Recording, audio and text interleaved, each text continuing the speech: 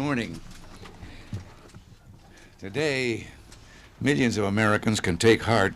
Unemployment has finally started down. This dip in unemployment coming just after the word of higher retail sales, higher auto sales, and there's one more sign that America's on the mend.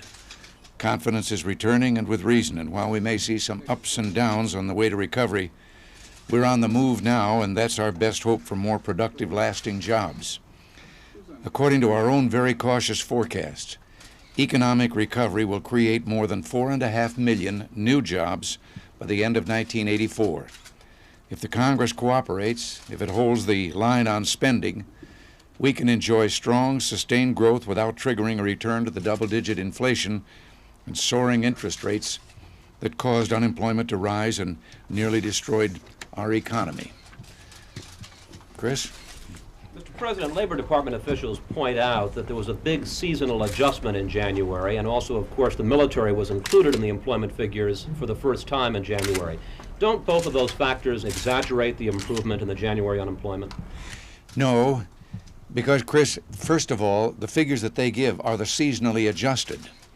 And most of the time, I've questioned and said, explain that to me, because most of the time the unadjusted figures show more people employed. But they've used this. But with regard to the military, they gave two sets of figures. They have just started to include the military as employed, those serving in the United States only. This is only simple justice because every time someone left the service and didn't have a job, they automatically counted them as unemployed. But they are using two sets of figures. If you include the military, that set of figures is unemployment was only 10.7 and it went down to 10.2 instead of 10.4, so they're relatively the same. If I may follow up, sir, given the good news about unemployment in January, will you still consider the acceleration of government construction projects as some kind of jobs program? Well, we're looking at that and have been looking at that. That is already, those are things that are in the budget, in which various agencies and departments and the Veterans Administration have got things that need doing. And what we're looking at is to see if we can accelerate the start of those and move them up, and it wouldn't make any budget change. Mr. President, would you look with favor on accelerating some of those construction projects, even if it meant increasing the budget, perhaps by okaying construction projects that were scheduled to take place in later years? Well, we might look at them, but we would look at them always with the idea that our greatest goal must be to hold this line on deficits in order to reassure the money markets out there that we do intend to hold the line and that they can look forward to continued recovery. Ann? One thing concerned me, you said unemployment has finally started down. Does that mean that you think that over, say, the next 2 years, unemployment won't come back up, touching the 11% mark? Do you think this is a trend downward or just a dip? I think it is a trend. I do think this. If you look at past recessions, you'll see that there's been a volatility to the unemployment figures. Now, that doesn't mean that they come up higher than the highest point. But, for example, there may be a month where it might level off or come up, say, a little above the 10.4. I don't think that you will see it come up above the high mark of 10.8. Now, you, and then I'll get President, early this week in St. Louis, you said quite emphatically that there would be no give on the third year of the tax cut and on indexation the following year. Yet your spokesman, including the Treasury Secretary, have been hinting in public otherwise, that there might be some give. Which is it going to be? I think the worst thing in the world we could do, and particularly with recovery started now, is to do anything that would smack of a tax increase as those wouldn't to take away those two parts of the economic program. And I just feel very determined about that. Why have your spokesman been hinting otherwise? Well, I haven't heard exactly the remarks, and since I've come back, we haven't had a chance for any conversations about that. Maybe they're trying to indicate what I did in the State of the Union address, that there is a certain flexibility with regard to wanting to have a bipartisan program here to go forward together as we did on the Social Security program. Bill? Mr. President, with the consensus now on both sides of the aisle up on Capitol Hill, will you commit to some kind of jobs program, and will you commit to one that contains what your own people are calling humanitarian aid for the unemployed? Well, let me point something out they seem to be ignoring. First of all, the Basic Employment and Training Program, the Act of 1983, is providing $5 billion, job training and so forth, for almost, or about 3 million Americans. That's in the fiscal 83 year. But there is already $93 billion in the 84 budget for that very fact, for the unemployed, the needy, and so forth. So we've got quite a big budgeted amount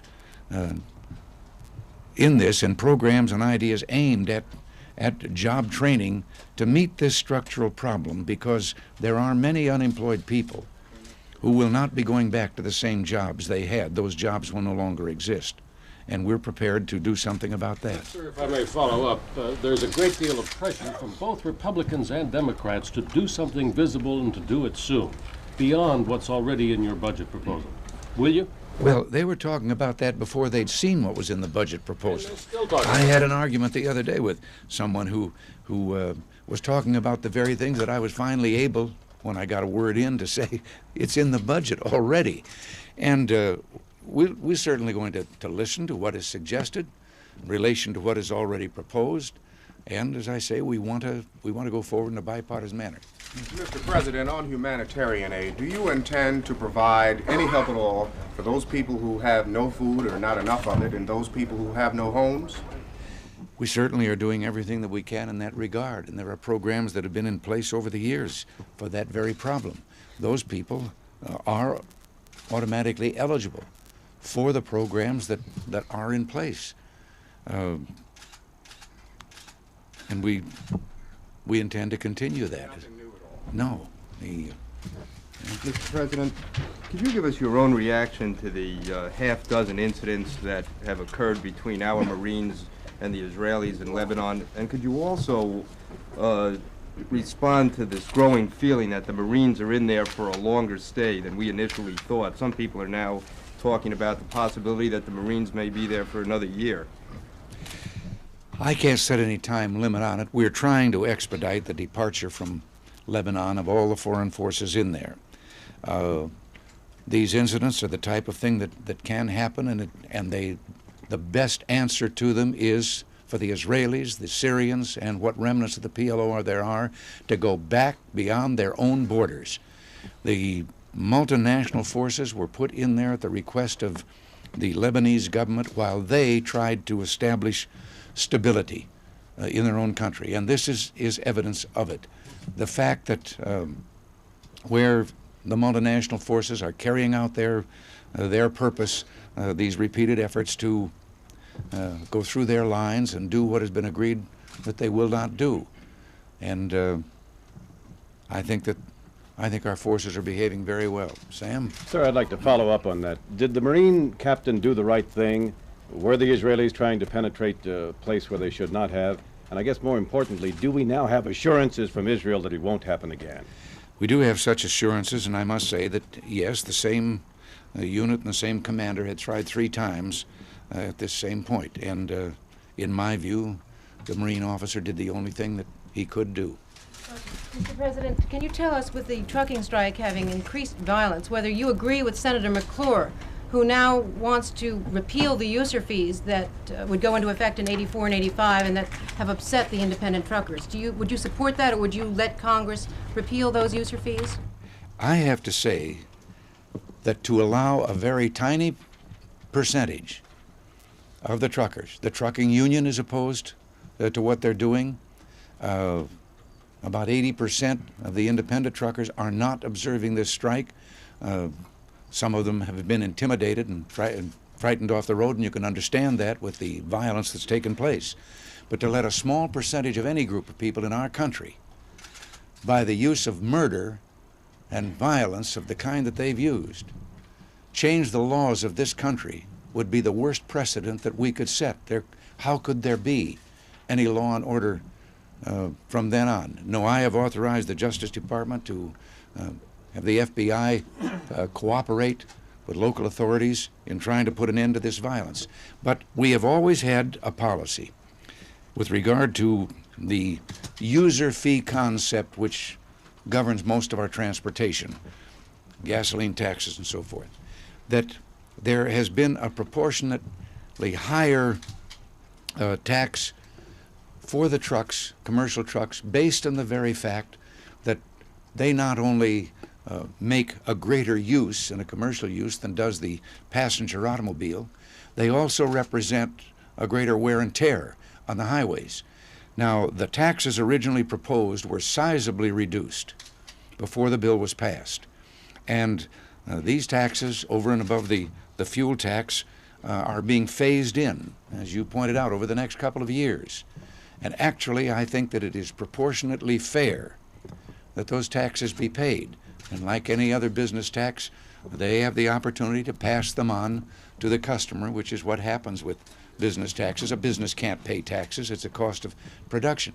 But the worst thing in the world, as I say, that we could do would be to let any group of citizens say that they could change the laws of this country by committing murder. Mr. President, you spoke of a spending freeze in your State of the Union message. Now that Congress has had a chance to go over the budget, the Democrats are saying it isn't so much a freeze. Defense spending goes up, social spending comes down, and some services, such as legal services, would be abolished altogether. I said and made it plain, the overall total budget number was freed. Within that, yes, there are some things that are increased, given higher priorities. There are some things given lower priorities. But I believe that we have preserved the safety net as we've always said we would. And I think that it is about time, since there have been, in spite of all the talk and the term budget cuts, there have been no budget cuts. Each year, spending has gone up.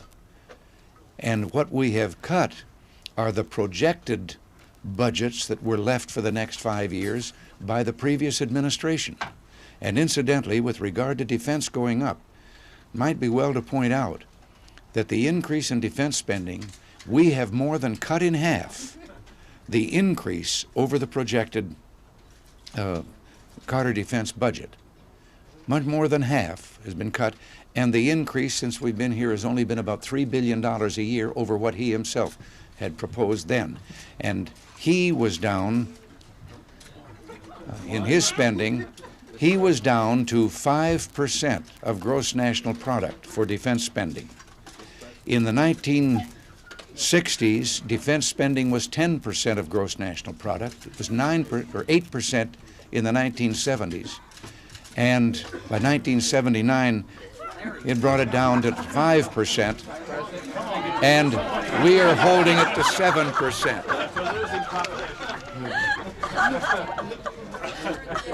Honey, you were getting laughs. Happy birthday to you. Happy birthday, Mr. President. Happy birthday to you. And 2 days early. Aren't they Happy coming birthday. fast enough without moving it up? Hold the candle out. Make a wish. You should know what I'm wishing. It's easy enough to guess, sir. It's easy enough to guess. Now.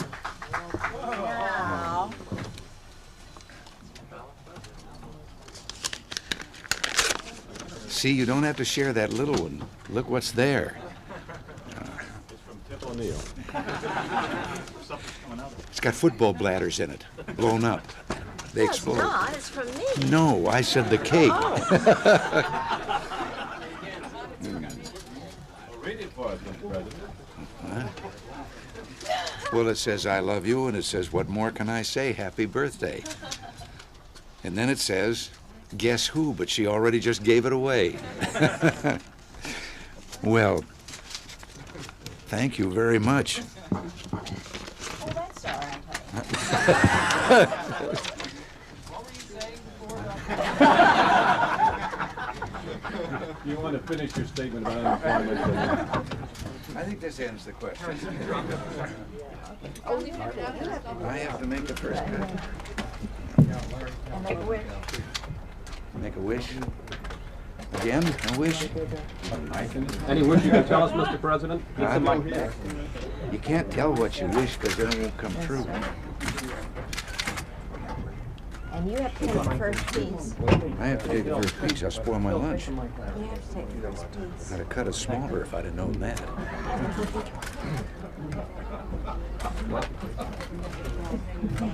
There. Well, Mrs. Reagan, any resolutions you want him to make on his birthday? Anything you want him to do differently? I think he's doing just fine. Well, maybe this would be a good time for you to tell him whether you think he should run again. Oh, no. You're not getting too old to run again, are you, sir? What? You're not getting too old to run again, are you, sir? How would you like a piece of cake, Sam? Right in the... What kind is it? Did you bake it yourself? As a matter of fact, Sam, since she cut that one smaller, here, take mine and I'll trade. No, that's bad luck. Do you feel up to 6 more years, Mr. President? I have learned not to argue with her superstitions. It gives Sam and Chris. Here, Chris, how about a piece of cake for you? Maybe if I ask a question, I can get it. You're right. But you understand, we won't sell out for a piece of cake. No deals. Oh, you sold out for less than that.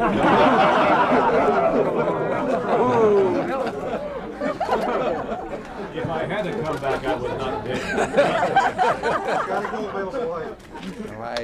I assumed that since the cake came in, everything's off the record. You're still on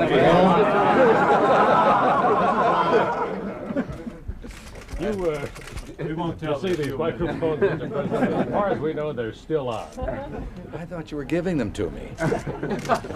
Well, how am I going to do this? Thank you. Do you have any observations on your birthday, Mr. President? I mean, any thoughts about the future? It's a softball question. It is... Oh. It's just the 31st anniversary of my 39th birthday, and I'm enjoying every one of them. And I think that it's fine when you consider the alternative. It's worse. What kind of cake is that? I don't know. Apple pie. How you gonna get everybody served that there? What would you like for your birthday? What? What would you like for your birthday? What would I like?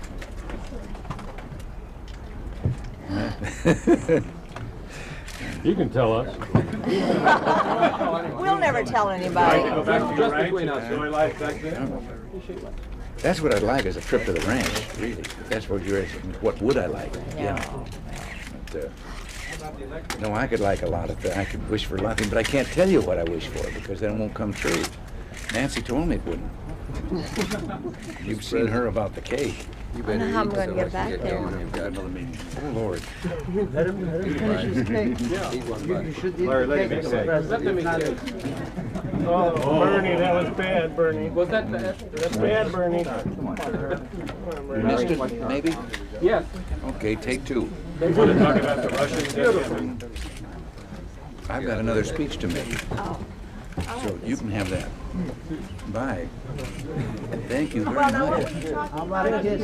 Continue the, what were you talking about up here? Corporate income tax. Any special thoughts about the next year, sir? Yes, I think it's going to be very much better. It's already started. This isn't bad cake. And I have confirmation from Alice Ribbon over at the CBO office on that this morning. Thank you. All right. Thank you all. Happy birthday. Say it's delicious. Don't leave without it.